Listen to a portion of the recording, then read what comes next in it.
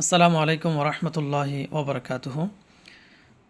মিডিয়ার জগৎ থেকে শুরু করে ইউটিউবার পর্যন্ত যে সমস্ত ভাই এবং বোনেরা মিডিয়ার জগতে কাজ করেন, ইউটিউবের জন্য ভিডিও বানান, ভিডিও করেন, এডিটিং করেন ফেসবুকের জন্য, আমি ওই সমস্ত ভাই বোনদেরকে বলবো, আপনারা এমন কিছু ভিডিও বানান, এমন কিছু ভিডিওর কাজ করেন, এমন কিছু মানুষের কাছে পোস্ট করেন, শেয়ার করেন, যেগুলো দুনিয়ার জগতেও কল্যাণ হবে, আখিরাতের জিন্দেগিতেও কল্যাণ হবে।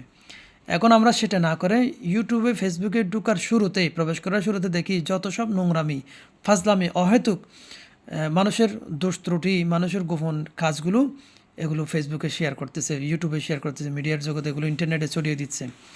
এই সমস্ত কাজ যারা করবেন দুনিয়ার জগতে, যদি মানুষের কল্যাণ না হয়, মানুষের উল্টা ক্ষতি হয়, মানুষ লজ্জিত শর্মিন্দায়, মানুষ অনেকে মরে পর্যন্ত যায়, সুসাইড করে ফেলে, মানুষের চেহারা দেখাতে চায় না। তো মানুষের কারণেই মানুষ পথভ্রষ্ট হয়ে যায়।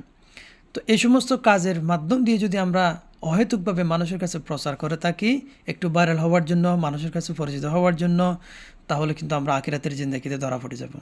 আল্লাহ বললেন, বান্দা তোমরা দুনিয়ার জগতে যদি মানুষের কোনো দোষ ত্রুটি দেখে থাকো, কোনো গুনাহের কাজ, পাপরাশি কাজগুলো দেখে থাকো, তোমরা সেখান থেকে চোখ ফিরিয়ে চলে আসো, তাদেরকে হাদিস কোরআন দিয়ে বুঝাও, তাদেরকে ক্ষমা করে দাও, তাদেরকে গোপনে বিচার আচার করে দাও, যেন মানুষে দেখতে না পায়, মানুষে শুনতে না পায়।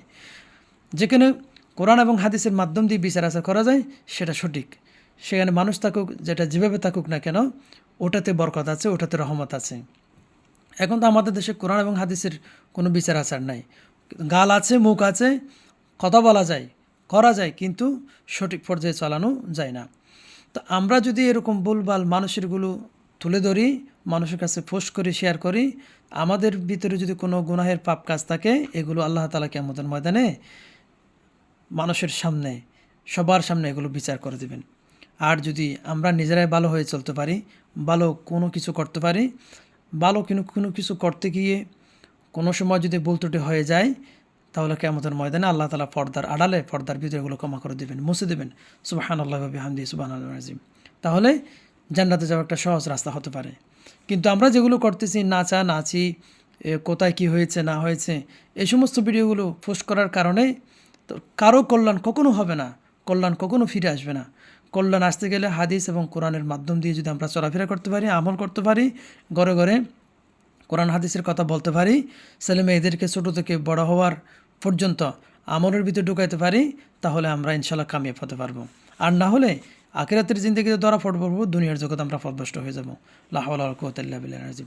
যে সমস্ত কথাগুলো বলছে, আল্লাহ তাআলা সবাইকে বুঝে শুনে চলার তৌফিক দান করুক। আমিন। আসসালামু আলাইকুম ওয়া রাহমাতুল্লাহি ওয়া বারাকাতুহু।